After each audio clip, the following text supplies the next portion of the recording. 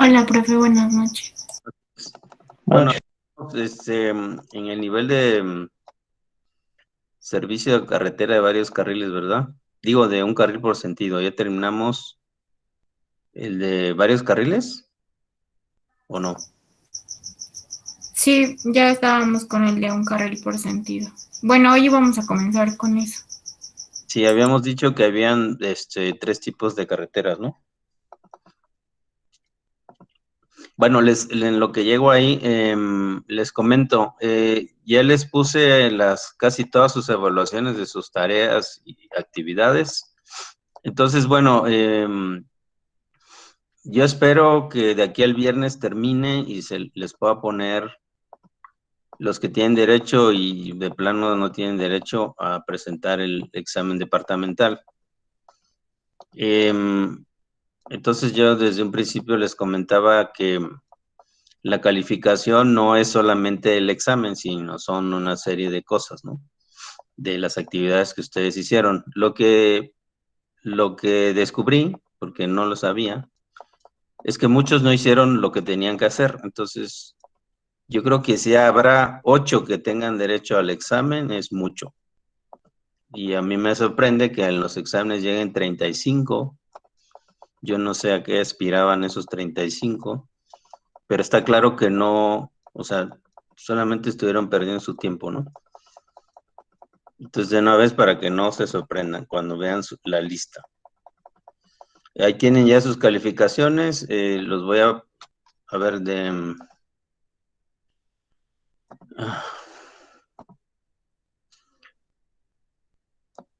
he calificado hasta lo que tenían el 27 de octubre, lo del 1 de septiembre nadie lo entregó, bueno, no, sí, hay dos personas, o una que lo entregó, todos los demás tienen 0. Y bueno, está lleno de ceros, ustedes debieron de haber recibido un correo con su calificación. Entonces, así viéndolo rápido, le digo, yo no creo que haya más de 8 personas que hayan aprobado y tengan un mínimo de calificaciones para poder tener derecho al examen, ¿no? Nada más para que no se sorprendan, ¿de acuerdo? Entonces, realmente este curso no tenía mucha complejidad, era simplemente ir haciendo pues, las actividades que había que hacer. Pero bueno, a lo mejor eso es muy complicado, ¿no? una pregunta, la tarea la que tiene la del 1 de septiembre, bueno, que dice que fecha de entrega del 1 de septiembre, dice que fue publicada el 26 de octubre y dice, ajá, y luego dice fecha de entrega 1 de septiembre, esa la entregué, pero aunque la entregara en fecha, siempre me iba a aparecer con retraso, entonces ahí no sé qué podría ser. Bueno, ni siquiera estoy tomando en cuenta que lo hayan entregado en retraso, porque si hago eso, creo que todos tendrían 0. Entonces, sí puse una fecha, pero no la estoy tomando en cuenta. Ok, gracias. Ah, y otra pregunta, tengo Y una a duda, lo que nadie, pasa es, y a nadie he penalizado por entregarlo tarde.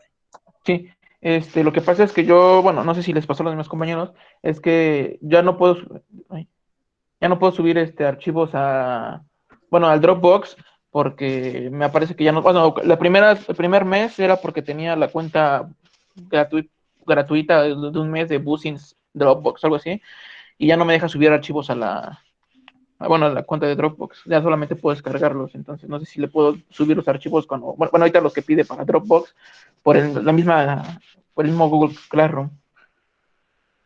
Bueno, a ver, aclaré lo siguiente. En el Classroom yo les pedí que solo me pusieran un archivo PDF.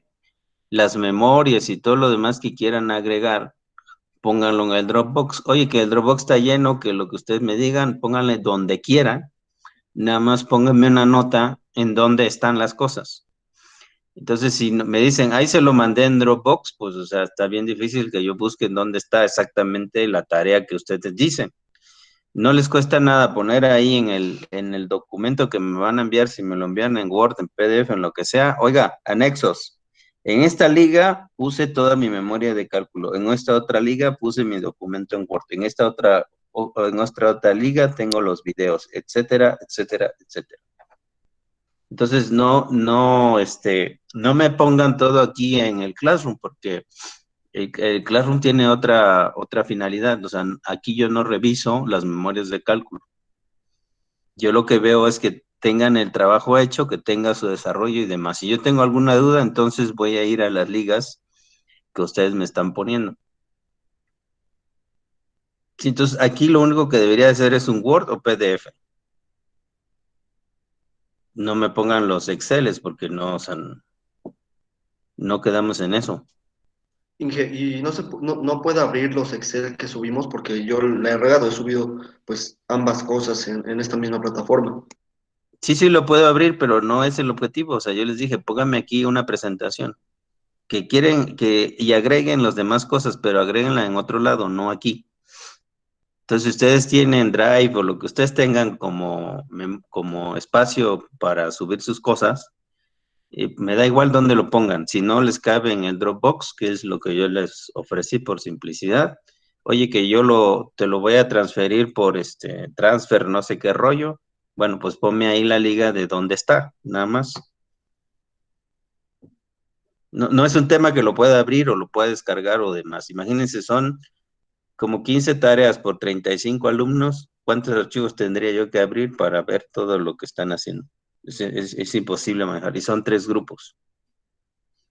O sea, no me daría tiempo, ¿no? Hacer todo eso. Entonces, lo que les pido es pónganme solo el PDF, como la mayoría ha hecho, pónganme solamente el Word, con todo el desarrollo y decir, bueno, anexos, pueden poner los anexos, las ligas nada más, y ya ahí ya lo puedo visualizar. Entonces, si me lo ponen está de más porque no los voy a ver. Tiene que estar en la liga de la nube en donde ustedes lo hayan puesto. ¿De acuerdo?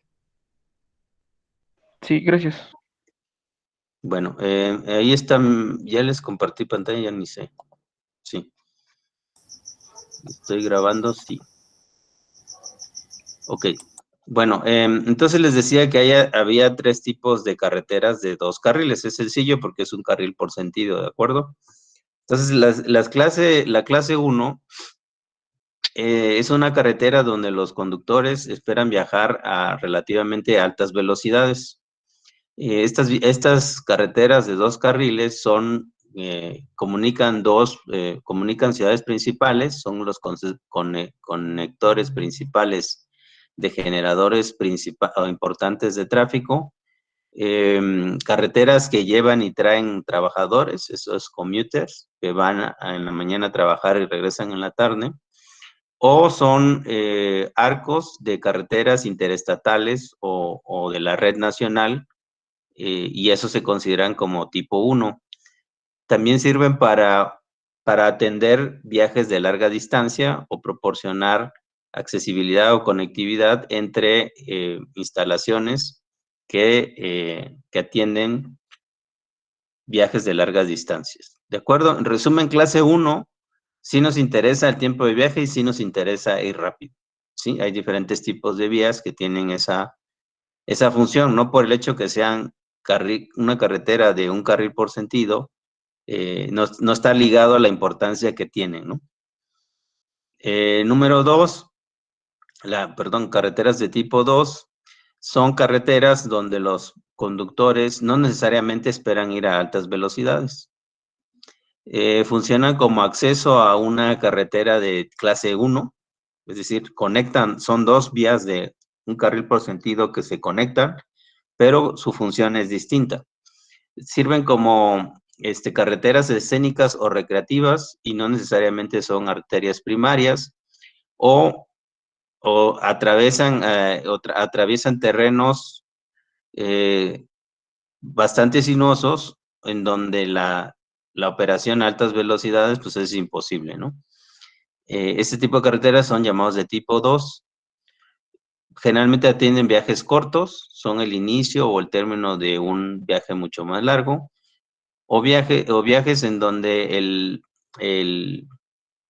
¿cómo se llama? El panorama o el entorno juega un papel importante. En la clase 3 las carreteras de tipo 3 son carreteras que atienden zonas con un desarrollo moderado. Pueden ser porciones de la clase 1 o la clase 2 que atraviesan pequeños poblados o zonas recreativas desarrolladas. En estos segmentos, el flujo local o el tránsito local se mezcla con el flujo o tránsito de paso y la densidad de las calles que no tienen señalización o de los puntos de acceso que no tienen señalización es bastante alta, mucho más alta que una zona meramente rural. La clase de tipo 3 también puede atender largos segmentos que pasan a través de áreas que están bastante dispersas o áreas recreativas bastante dispersas y con un determinado incremento de las densidades a los lados de la carretera. Están acompañados frecuentemente con limitaciones en la velocidad que reflejan una actividad, un nivel de actividad bastante alto. Entonces, esto los vamos a ver aquí en la foto. Entonces, ahí tenemos, perdón, aquí en la parte A, una carretera de tipo 1, en la parte superior, son esos dos extremos que vemos. Luego acá tenemos, bueno, son terrenos llanos y se ve ahí que hay, pues, algunas casas, ¿no? O en el otro lado, pues, se ve que atiende unas zonas de cultivo. En la parte intermedia tenemos las clases de tipo 2 y ustedes ven que, bueno, pues, el paisaje o el entorno es propicio para, pues, irlo observando en ambos casos, ¿no? Y finalmente los de tipo 3, pues ustedes ven ahí que pues, son las entradas a los pueblitos, en donde, bueno, pueblitos o zonas recreativas que tienen, bueno, cierto número de habitantes y eso hace que, bueno, se requieran incorporar y salir a lo largo del recorrido de esa vía. Y en México tenemos muchísimo de esto, ¿no? Casi todas las vías, las carreteras, pues, federales cruzan o cruzaban por los pueblitos, ¿no? Entonces es ahí donde tenemos ese caso, ¿no? Cuando atraviesas el pueblito está lleno de topes y entradas y salidas. ¿Cuáles son las condiciones base en este caso? Así como vimos en las carreteras de varios carriles. El ancho de las carreteras, el ancho del carril es igual a mayor o igual a 12 pies. Los acotamientos o la visibilidad lateral es mayor a 12 a 6 pies.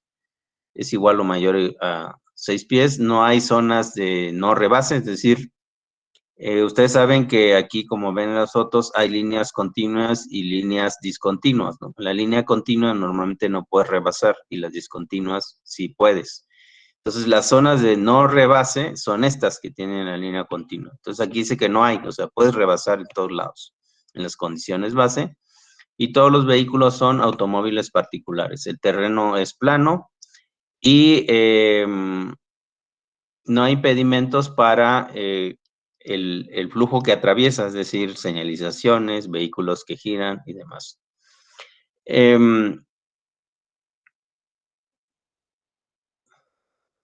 Bueno, eso, vamos a ver las relaciones base y tenemos aquí dos elementos que hay que considerar para calcular el nivel de servicio. Es la velocidad y es también el porcentaje del tiempo de persecución, que se denomina, y ustedes ven ahí, PTSF. La figura 15.2 muestra las relaciones entre el flujo vehicular, la velocidad promedio, ATS, y el porcentaje de tiempo de persecución para un segmento extendido de una carretera de 2 carriles bajo condiciones base. 15.2, ¿dónde está? Aquí está. Entonces ustedes ven que hay una familia de curvas, pero que todas tienen una pendiente, a diferencia de los tramos de varios carriles que acabamos de ver, o que vimos la clase pasada, en donde teníamos una parte plana y luego una inclinación. Aquí todas se inclinan y empiezan de 45 hasta 65 millas por hora y tienen volúmenes vehiculares que van de 0 hasta 2,000 vehículos particulares por hora. Aquí ya no es por sentido porque solo es un sentido, ¿no? Y aquí tenemos el otro indicador de desempeño, que es el porcentaje de tiempo de persecución y que depende del volumen vehicular en una de las direcciones. Ustedes ven que para poder rebasar, ustedes saben más bien que para poder rebasar en una carretera de un carril por sentido, tienen que invadir el otro carril para poder rebasar a un vehículo. Entonces, si en el otro carril hay muchos vehículos, pues esa maniobra se vuelve más larga, entonces digo más compleja. Si hay pocos vehículos aquí en la gráfica, en el sentido opuesto, el tiempo que ustedes pasan persiguiendo o detrás de un vehículo va a ser más pequeño o muy pequeño. Y esa variación, aquí tiene también una familia de curvas que va desde 200 a 1600 vehículos por hora en el carril opuesto.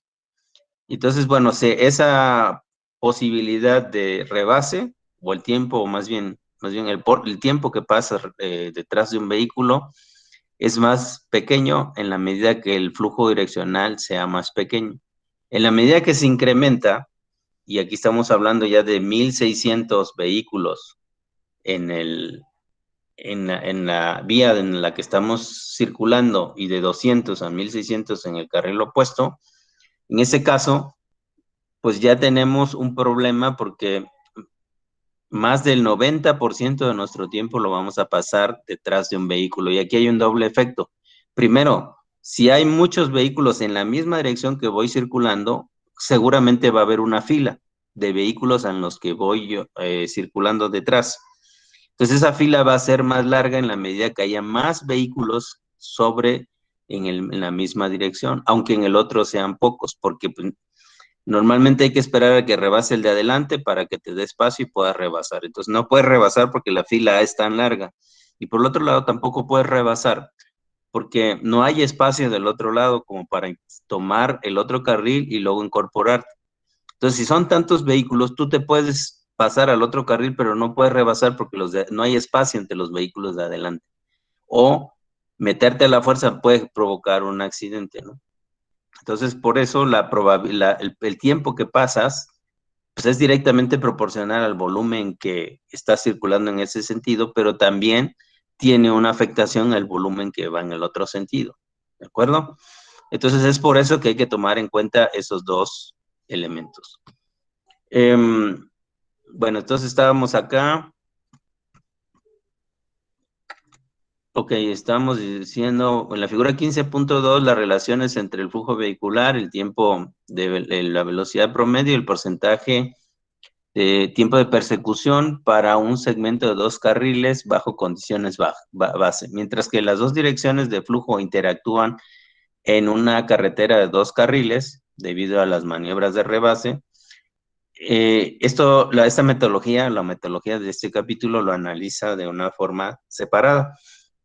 La figura 15.2b muestra las características críticas del efecto que en una carretera de 2 carriles.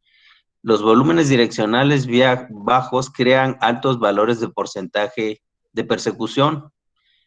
Con solamente 800 vehículos particulares por hora, los rangos del PTCF, o el porcentaje de tiempo de persecución, van desde el 60 hasta casi el 80% con 1,600 vehículos en la dirección opuesta. Perdón, 60% si tenemos 200 vehículos particulares en dirección opuesta, hasta casi 80% si tenemos 1,600 en la dirección opuesta. En un flujo de una carretera de varios carriles, las velocidades se pueden mantener relativamente aceptables en un alto nivel de la proporción, porque bueno, puedes rebasar, y en una carretera de 2 carriles, la calidad de servicio medida por PCTs, por el PTCF, empieza a deteriorarse a relativamente niveles bajos de demanda, ¿no? Mientras que en varios carriles tú puedes rebasar y no tienes ese problema. Ese problema sí se presenta en una carretera de un carril por sentido. Bueno, ¿cuál es la capacidad? La capacidad en una carretera de 2 carriles bajo condiciones bases de 1,700 vehículos particulares por hora en una dirección. Estamos hablando de Estados Unidos. con un límite de hasta 3.200 vehículos por hora, considerando ambas direcciones. Debido a que la interacción entre los flujos direccionales, cuando se llega a la capacidad de 1.700, el máximo volumen vehicular que puede haber en la dirección opuesta se limita a 1.500 para que te den los 3.200. Las condiciones de capacidad, sin embargo, se observan raramente, excepto en algunos segmentos cortos. Debido a que la calidad del servicio se deteriora a volúmenes bajos, a relativamente volúmenes bajos de demanda o de flujo vehicular, muchas carreteras de 2 carriles son actualizadas o ampliadas antes de que la demanda se acerque a su capacidad, porque es bastante incómodo, ¿no? Estar en esas condiciones y rápidamente se dan cuenta de que eso sucede. Entonces, ¿qué se ha hecho en México? Pues se hacen carreteras o autopistas, les llaman, de tipo A2, en donde lo que hacemos es ponerle un ancho de acotamiento mucho más grande. Si el carril mide 1.60, pues ponemos 1.80 a 2 metros de acotamiento, y entonces la carretera queda lo suficientemente amplia para que los vehículos se peguen a la izquierda, y entonces queda en la parte central pues espacio suficiente para rebasar. Por ejemplo, la autopista Amozoc-Perote funciona de esa manera, y como esa pues tenemos muchos ejemplos, ¿no? Pues, y de hecho esa carretera ya tiene bastantes problemas y bastantes accidentes, ¿no? Por esa configuración, pero de esa manera han resuelto ese tema, y en la SCT pues tienen ahí un manual en donde les indica, bueno, pues si hay un flujo, un TPDA de más de 5,000 vehículos, entonces tienes que hacer una A2, ¿no? De entrada. Ni siquiera llegamos a los, digo, por TPDA de 5,000 vehículos, es decir, el 10% de 5,000 son 500, ¿no? Entonces, si ya llegas a 500 en ambos sentidos, ya tienes que poner una A2, ¿no? Bueno, pues acá tenemos estas dos figuras. La estimación de las condiciones de capacidad son importantes para problemas de planeación de evacuaciones, eventos especiales y los impactos que se puedan tener aguas abajo debido a los incidentes generados por cuellos de botella, es decir, la extensión de esas filas que pudieran afectar a otras carreteras.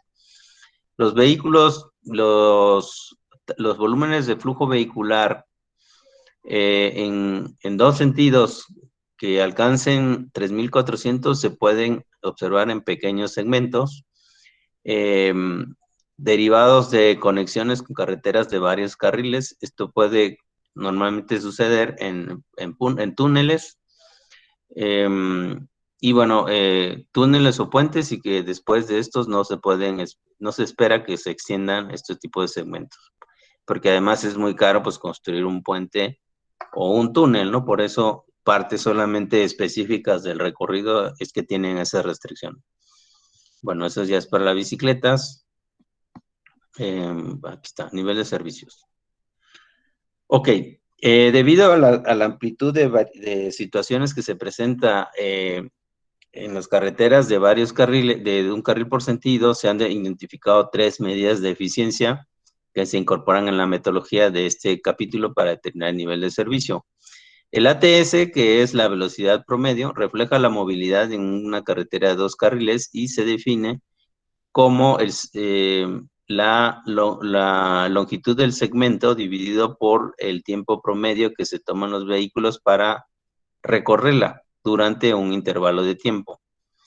El porcentaje de tiempo de persecución representa la libertad para maniobrar y el confort y la conveniencia del viaje. Ese es el porcentaje promedio de tiempo que los vehículos atraviesan o recorren en un pelotón detrás de los vehículos más lentos debido a la imposibilidad para rebasar. Debido a que estas características son difíciles a medir en campo, una forma aproximada de hacerlo es el porcentaje de vehículos que están viajando a intervalos de tiempo de menores a 3 segundos, como, digo, a la localización o a la ubicación dentro del segmento de carretera que se esté refiriendo. El PTCF también representa aproximadamente el porcentaje de vehículos que viajan en los pelotones. Porcentaje de velocidad de flujo libre representa, PFFS, representa la capacidad de los vehículos para viajar o acercarse a la velocidad presentada como límite de velocidad, ¿no? La que presenta ahí el círculo que tiene indicada la velocidad máxima dentro de los pueblitos. En las carreteras de tipo 1, la velocidad y la demoras debido a las restricciones de rebase son importantes para los conductores.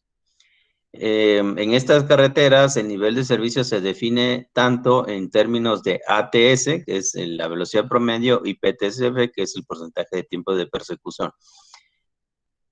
En las carreteras de tipo 2, la velocidad no es significativa para los conductores. Sin embargo, en estas carreteras, el nivel es, es por ello que en estas carreteras el nivel de servicio se calcula en términos de porcentaje de tiempo de persecución únicamente. Aquí se excluye la velocidad o la velocidad promedio.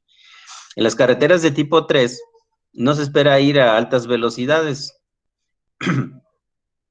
Debido a que la longitud de estos segmentos son bastante limitados, las restricciones de rebase no es un tema relevante. En estos casos, los conductores quieren mantenerse circulando lo más cercano a la velocidad límite.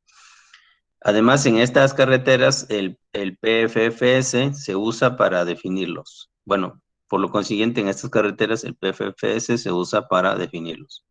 Definir el nivel de servicio, como se presenta aquí en esta tabla resumen. Entonces, acá tienen en la izquierda los niveles de servicio y dependiendo del tipo de carretera, pues utilizan el ATS o el PTCF en los rangos que están ahí indicados para las carreteras de clase 1, para las carreteras de clase 2 es el porcentaje de tiempo de persecución y para las carreteras de tipo 3 es por el porcentaje de los vehículos que van a la velocidad límite, ¿no? O a la velocidad permitida. Debido a que las expectativas y las características operativas de las tres categorías de carreteras de 2 carriles son bastante diferentes, es difícil proveer una sola definición de las condiciones de operación a cada nivel de servicio. Sin embargo, hay 2 características que son significantes respecto a la percepción de la capacidad del servicio. Primero, la capacidad de rebase, debido a que las maniobras las maniobras de rebase en las carreteras de 2 carriles se hacen en la dirección opuesta de la circulación, la facilidad para rebasar es limitada por el flujo en el sentido opuesto y por la distribución de los espacios en el sentido opuesto. Sí, entonces es la capacidad de rebase la capacidad de rebase en uno de los criterios y el otro es la demanda que está rebasando. Como los pelotones o la formación de pelotones y el porcentaje de circulación se aumenta en una dirección de tiempos de persecución, se aumenta en una sola dirección, la demanda para realizar las maniobras se incrementa. Y muchos conductores se encuentran atrapados dentro de los pelotones detrás de un vehículo que se mueve más lento.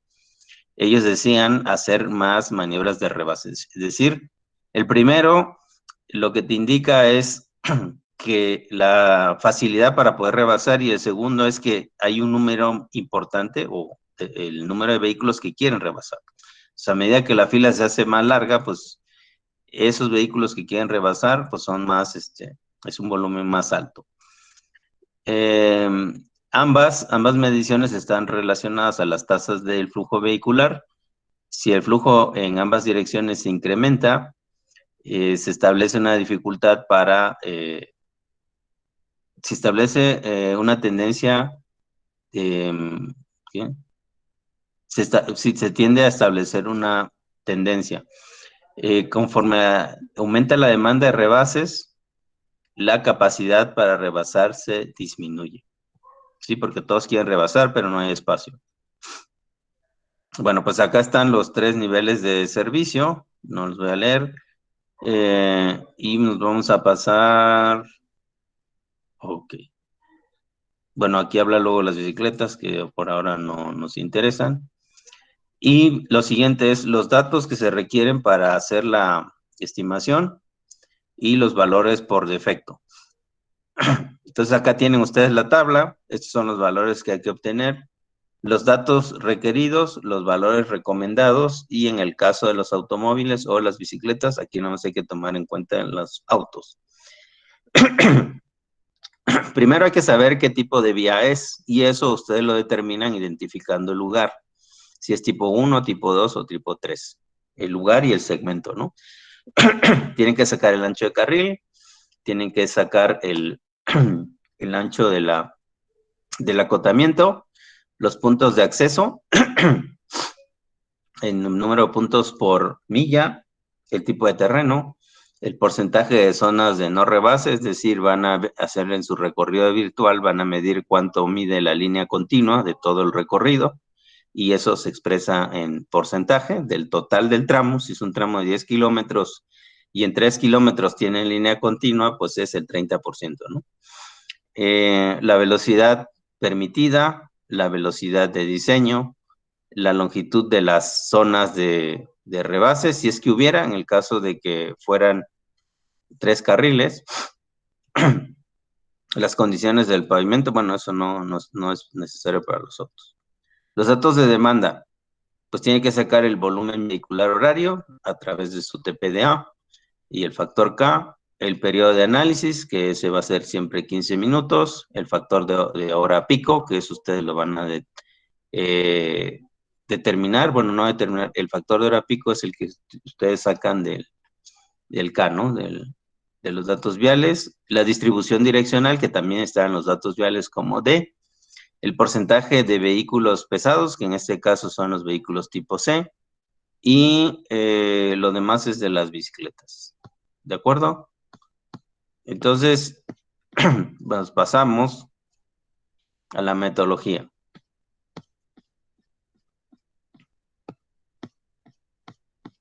Y es esta que tenemos acá, en la 15.6. Entonces, ¿qué necesitamos? Pues los datos que acabamos de comentar, oferta y demanda, los datos geométricos, que corresponde a la oferta, los datos del volumen vehicular, de identificar qué tipo de carretera es, definir qué velocidad tienen, si es la de diseño o es la que obtuvieron en campo, y obtener la velocidad base, ¿no? De flujo libre. Y bueno, dependiendo si sean una carretera de tipo 1, 2 o 3, entonces seguirán los caminitos que están ahí marcados. Lo más normal es que sea una carretera de tipo 1, y en ese caso, primero hay que estimar la velocidad a flujo libre. Pero para eso hay que hacer algunos ajustes a través del porcentaje de vehículos de carga, en las ecuaciones 15.1 y 15.4, y los ajustes a la velocidad de flujo libre base, que son los factores del ancho y del ancho del carril y del acotamiento, la densidad de los puntos de acceso, ahí dicen las ecuaciones. Una vez que saquemos la velocidad de flujo libre, entonces ajustamos el volumen vehicular para calcular la velocidad promedio. En el paso número 5 haremos lo mismo, pero para calcular el porcentaje de tiempos de persecución. Ojo que no son los mismos factores, ¿de acuerdo? Ahí va a haber una tabla según se trate de ATS o PTC. Entonces, ¿qué tenemos que ajustar? Bueno, pues así como hicimos en varios carriles, tenemos que ajustar, considerar el factor de hora pico, el porcentaje el factor de ajuste por los vehículos pesados, que tiene que ver con el terreno, el tipo de terreno y su pendiente, si fuera el caso. Aquí no necesitan tomar ninguna pendiente, ¿no? Pueden considerar como plano, sinuoso o montañoso sin pendiente. El paso número 4 es estimar la velocidad promedio. ajustando para las zonas de no rebase, y ahí está la ecuación de donde salen los factores. El paso número 5 es ajustar el porcentaje de tiempo de persecución, el volumen para calcular el porcentaje de tiempo de persecución, y ustedes verán que son exactamente los mismos factores, pero son de tablas diferentes. En el caso de ATS es la tabla 1511 para el tipo de terreno, y para el caso del PTCF la tabla 1518, ¿no? O sea, si ustedes comparan, no son iguales y esa es la diferencia entre ambas cosas. Después que calcularon el volumen o lo tradujeron a un volumen para calcular el porcentaje de tiempo de persecución, entonces ahora sí ya la estiman y hay que ajustar por el porcentaje de zonas de no rebase, y ya con eso tienen tanto el ATS como el PTCF, que son los dos factores que te permiten determinar el nivel de servicio, y usan la tabla 15.3. En el caso de las carreteras de tipo 2 está más sencillo porque lo único que hay que hacer es, como no hay que calcular la velocidad, no es importante para ese tipo de carreteras, entonces pues calculamos el PTCF, bueno, el volumen en PTCF y luego el PTCF y finalmente el nivel de servicio. Si fuera una carretera de tipo 3, pues acá igual hay que calcular el ATS y luego con el ATS vamos a calcular el porcentaje de vehículos que van a la velocidad de flujo libre. ¿De acuerdo? Esto, hasta acá, ¿dudas? Sí, que yo tengo una duda. Ya no sé si lo estoy calculando bien el factor de vehículos pesados, porque, bueno, yo tengo o sea, mis datos viales de los porcentajes de vehículos tipo A, B, C, cada porcentaje que tiene cada vehículo, ¿no? Y luego ve que está un factor para calcular el factor de ajuste de vehículos pesados, que luego viene otro factor que es proporción de camiones y autobuses en flujo de tráfico y proporción de vehículos recreativos en el flujo de tráfico. Ahí yo lo que estaba haciendo es agarrar la cantidad del porcentaje de vehículos que estaban, por ejemplo, tipo A los tomé como recreativos y B y C los tomé como proporción de camiones y autobuses en el flujo de tráfico. Pero no sé si está bien realizado de esa manera o qué sería para calcular esos factores. Esos, bueno, son las dudas que he tenido hasta ahorita de la parte de esa parte del el factor A de ver, vehículos pesados. ustedes les comenté que los vehículos de carga son los de tipo C y los recreativos son los autobuses tipo B, punto. No hay que usar A. A es parte del volumen vehicular y ya está expresado en vehículos particulares. Lo que nosotros tenemos, por eso en la ecuación, aquí está la ecuación, dice 1 más, ¿dónde está?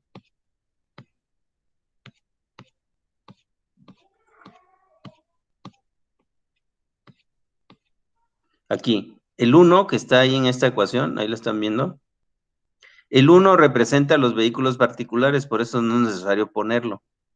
Si no tuviéramos vehículos de carga ni no tuviéramos autobuses, que son los recreativos, esto fuera 0, por esto lo que nos dé más 0 nos va a dar 1.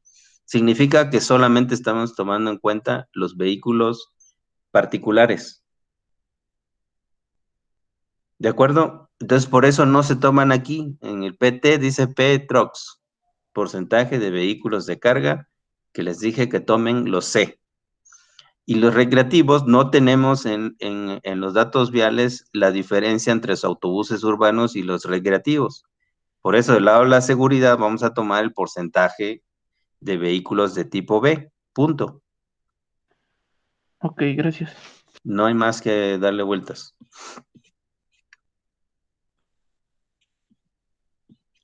Bueno, ¿algo más?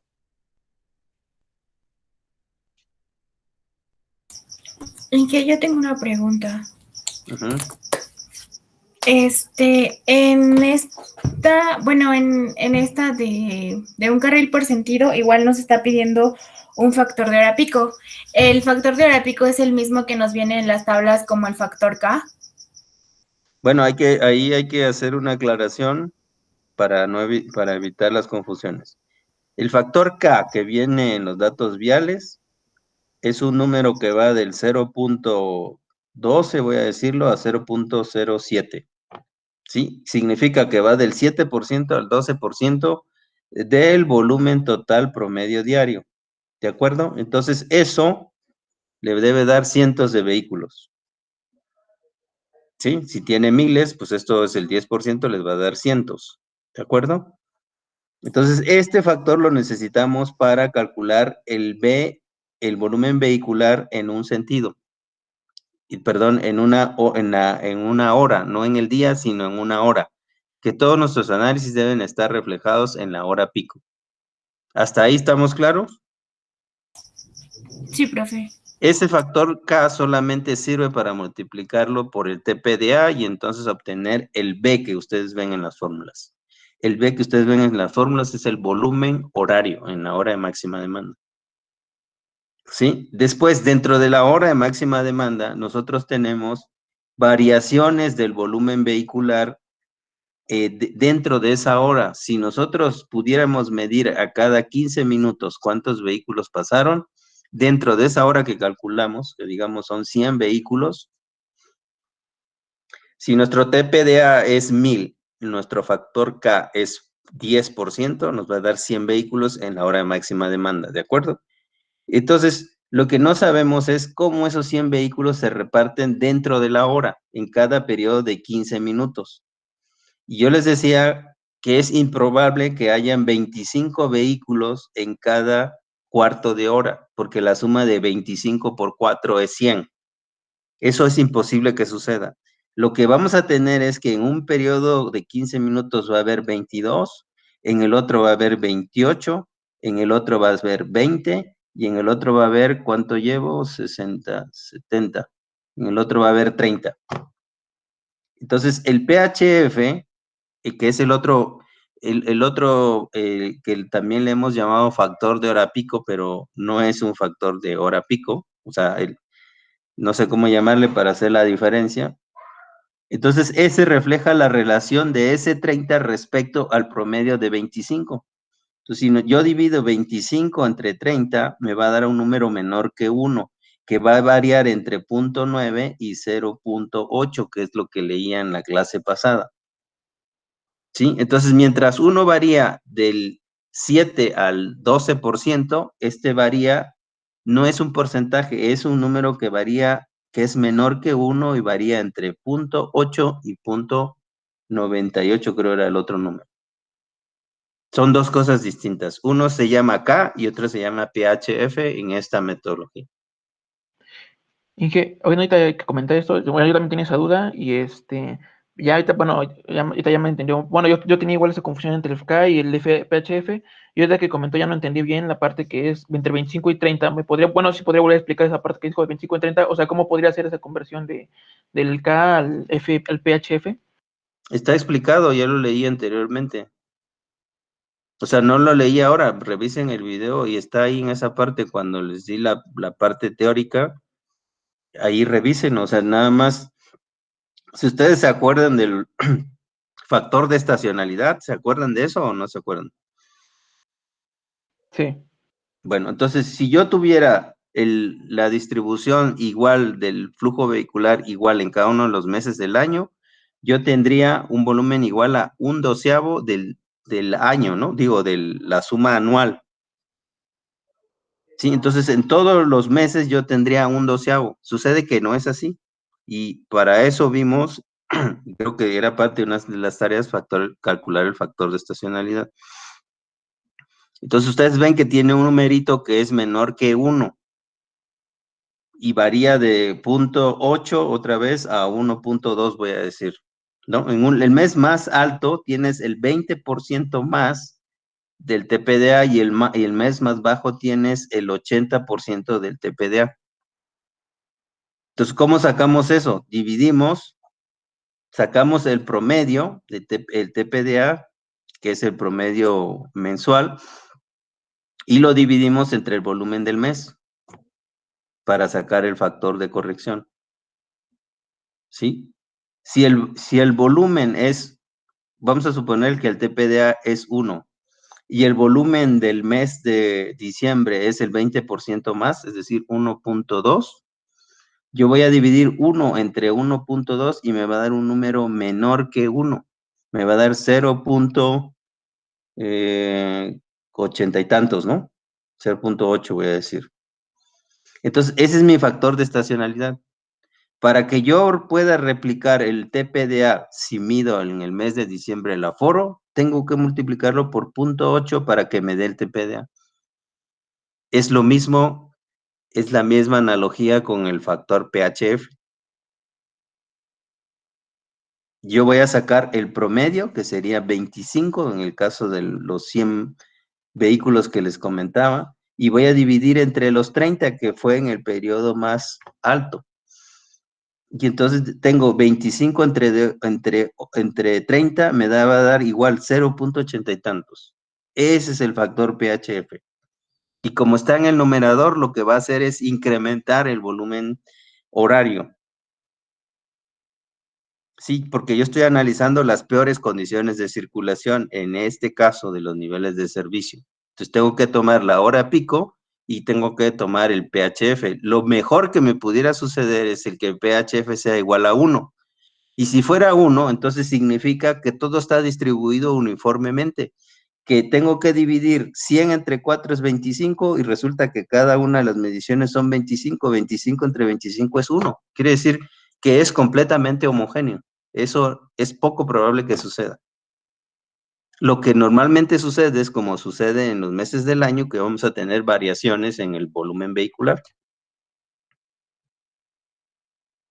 Sí, entonces es una medida de la heterogeneidad de los valores que se presentan.